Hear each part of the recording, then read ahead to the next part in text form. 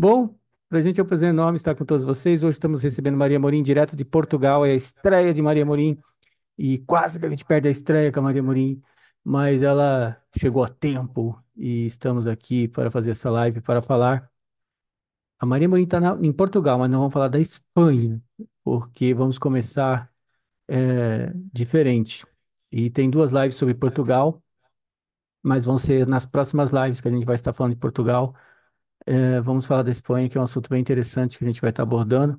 Boa tarde, Maria Morim. Deixa eu colocar você aqui como co-anfitriã, porque senão não vai ter jeito de você falar com a gente. Então, peraí. Prontinho. Pode abrir seu microfone. Fique à vontade. Tudo bem contigo? Olá, tudo bem, Edson? Tudo bem? O fundo do Zoom te deu um Está a baile, ouvir? hein? Te Pois deixou na foi. mão. Enfim, eu, eu costumava estar a falar à noite e então o Zoom estava a funcionar de uma forma diferente. Neste momento ainda é dia aqui em Portugal e olha, foi, ah, Daquele jeito. quer dizer, pegou-me aqui uma partida, Ah, não esquenta a cabeça. pegou-me Próxima uma live partida mesmo. a gente vai estar tranquilo. Vamos falar sobre um assunto bem interessante hoje. E levando, dizendo para nossa audiência que nós estamos produzindo aí muitos vídeos, né? Então os assinantes estão realmente assim, de boca aberta. Eles falam: como é que vocês conseguem produzir tanta coisa? Não, é que nós temos uma equipe muito competente, nós temos nossos correspondentes que estão fazendo um grande trabalho e está permitindo que a gente consiga fazer um trabalho como este, né? Que é único, é diferenciado. Imaginem vocês que serão 150, 180 produções por mês, e olha que a gente está construindo tudo com o carro andando. Ainda não estamos na situação que nós gostaríamos de estar, né? Porque a coisa toda, a gente definiu o projeto de mudança do conhecimento é poder para a rede global. E aí a gente está nessa loucura, né? Tá tudo acontecendo ao mesmo tempo, tem novos correspondentes chegando, tem o site sendo criado, agora com ajuda também, e eu quero agradecer aqui o Bruno Sugai, que está lá no Japão ajudando a gente também com o site, a Ariane, e a Celeste, e a Tati, e todo mundo, né? É uma equipe grande, nós temos aí 20 correspondentes, né? Hoje tivemos à tarde uma live muito legal com o Vitorino, de Angola, e agora vamos falar da Espanha. Então, ah, vamos colocar na tela as informações e deixa eu só fazer um pequeno detalhezinho que é importante e pronto. Tá lá.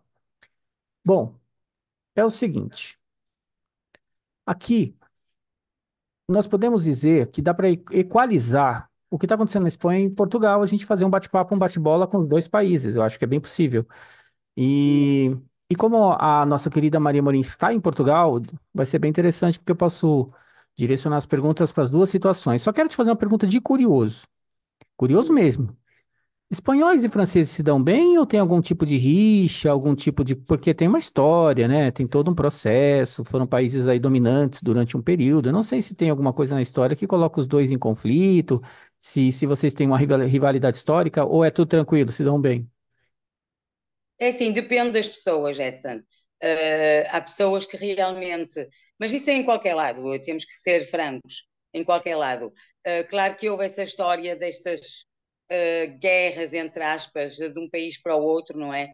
Que é da Península Ibérica, nomeadamente, que fez com que as pessoas, no fundo, houvesse ali quase como um combate umas com as outras. Mas neste momento, eu tenho ido de vez em quando à Espanha, eu não tenho sentido isso. Tenho os espanhóis, no geral, são pessoas até de bom trato. Não tenho sentido isso. Nem eu, nem a maior parte das pessoas. Eu tenho várias pessoas na classe, quer dizer, de foro amigo, os amigos que trabalham em Espanha e eles têm-se dado muito bem. É assim, muitas das vezes os espanhóis são mais, é mais difícil de chegar a eles. Eles não têm, não será no geral, como em todo o caso, mas não é tão fácil eles falarem, eles não são tão abertos, dependendo também das zonas de Espanha. mas no geral eles não são tão abertos como aqui em Portugal. Por isso, eu, hum, eu gosto até de falar para espanhóis, mas tenho alguma dificuldade muitas das vezes no entendimento, sobretudo na parte dos espanhóis na zona de Madrid, que é mais central. Na Galiza, que é mais perto daqui, não tenho qualquer problema. E assim, dificilmente se fala dessas histórias antigas, porque acho que já não faz muito sentido. Já não faz muito sentido neste momento. Nós estamos na Europa e dependendo também das idades de cada cidadão, eu não tenho sentido esse tipo de rixa. Mas claro que aconteceu, sim, sem dúvida, isso aconteceu. É, história. Mas só que É, assim, existe um. Eu não entro no mérito da dialética do sistema que usa ideologias para mover a mente da galera. Então, esse negócio aí de racismo, por exemplo, para mim é uma coisa totalmente idiota, burra, porque é, não existe negócio de cor. Todo mundo é humano, todo mundo é ser humano. Deveria se partir do mesmo. princípio que brancos, negros, amarelos, verdes, azuis, estou colocando outras cores aí. É todo mundo ser É, humano, não tem esse negócio. Essa coisa foi criada pelo sistema para jogar umas pessoas contra as outras. E aí esse bando de gente sem noção vai atrás disso, sabe? É, há diversas formas, tem muito a ver com tratamento. Então, por exemplo, os brasileiros na Espanha, eles sofrem muito porque tem muitas ideologias dentro da mente dos espanhóis ali, então eles olham para os brasileiros de uma forma diferente. Eu acho que eles não olham da mesma forma para os portugueses, porque os portugueses estão na Europa, entende? Então há digamos assim, uma certa benevolência, mas com os que vêm de fora, eles não têm, e principalmente quando vem da América do Sul e tal, mas isso é mundial, isso acontece em todo lugar, isso acontece em todos os países, então é uma besteira sem fim, essa coisa ideológica burra, que as pessoas ficam imputando. Eu vejo a televisão força a barra em cima disso, sabe? As TVs forçam a barra para que as pessoas se dividam, porque a ideia é essa. Eu olho para um negro como eu olho para um asiático, como eu olho para qualquer um. Para mim, os nossos irmãos africanos são irmãos, não tem nada a ver cor. Imagina que eu olho para alguém para a cor da exatamente. pessoa, não tem nada a ver, não tem sentido nenhum. Mas é essas pessoas idiotas e babacas que ficam debatendo essas coisas e trazem isso para dividir, né? A televisão usa muito isso para forçar a divisão da população. Mas vamos entrar Mesmo. na questão da live. Aqui É, fala o seguinte, aqui fala o seguinte, a mecanização da agricultura, porque o nosso tema hoje é o êxodo rural da Espanha, né? Então aqui diz o seguinte, que a mecanização da cultura e a falta de diversificação econômica tem levado muitos jovens a migrarem para as cidades em busca de melhores perspectivas. Então essa questão da automação da agricultura, junto com a falta da diversificação econômica coloca as pessoas em processo migratório em relação em direção aos grandes centros. Isso está acontecendo na Espanha. Tem várias, dos últimos 5 anos, tem vários e vários artigos falando sobre isso, mas esses artigos também estão acontecendo, esses tipos de artigos sobre êxodo está acontecendo no mundo todo. Então, isso está acontecendo na Espanha. Também está acontecendo em Portugal? está. É exatamente igual. São formas de viver muito idênticas. Portugal e Espanha é muito parecido. Apesar que até há pouco tempo os espanhóis, no geral, viviam melhor, com salários mais altos do que aqui em Portugal e continua a ser. Mas tem vindo a haver uma degradação com o tempo, porque eles também foram, no fundo, o próprio governo espanhol, que nós, enfim, infelizmente sabemos que o governo não manda nada, não é? São paus mandados, mais nada. Eles carregam, como se diz aqui em Portugal, nos impostos. E as pessoas, quer dizer, têm um salário, digamos, em Espanha, se não estou em erro, eles ganham cerca de 1.000 a 1.200 euros, dependendo. Aqui em Portugal é mais o salário mínimo, sem descontos, é 820. Imagine, é uma diferença bastante grande. Só que eles têm vindo a perder poder de compra. tanto eles como nós aqui em Portugal. Temos vindo a perder bastante poder de compra, tudo aumentar. A questão da habitação é uma coisa impressionante mesmo. É muito mau, tanto num país como noutro, porque quer dizer, tem sido um aumento incompreensível, que faz com que as pessoas tenham muita dificuldade em encontrar um teto, ter o suficiente para poder viver com dignidade.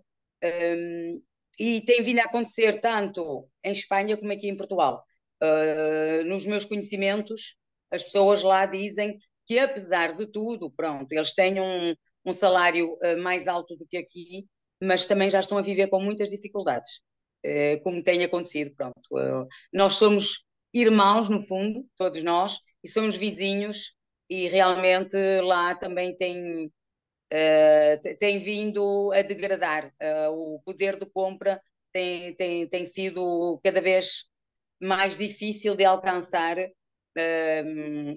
Podemos comprar o básico e mais alguma coisa, não é? Porque nós trabalhamos, não é só para o básico, é para poder fazer mais alguma coisa, poder ter um carro, porque é indispensável quase hoje em dia, sobretudo para quem vive um bocadinho fora das cidades, precisa de um transporte. E tem sido muito, muito difícil. Os colegas que eu conheço lá têm-se queixado, que está a ser muito complicado. E por isso é que eles tentam, até a Espanha já não é no fundo, aquela ideia de vou para a Espanha para poder fazer uma vida. Não, já pensam em ir para outros países, talvez a Suécia. Eu ouço falar muitas vezes, vou para a Suécia, vou para a Dinamarca, mas Noruega. pronto, é assim. Noruega, exatamente, que estava-me a falhar o nome desse país. Pronto, é assim.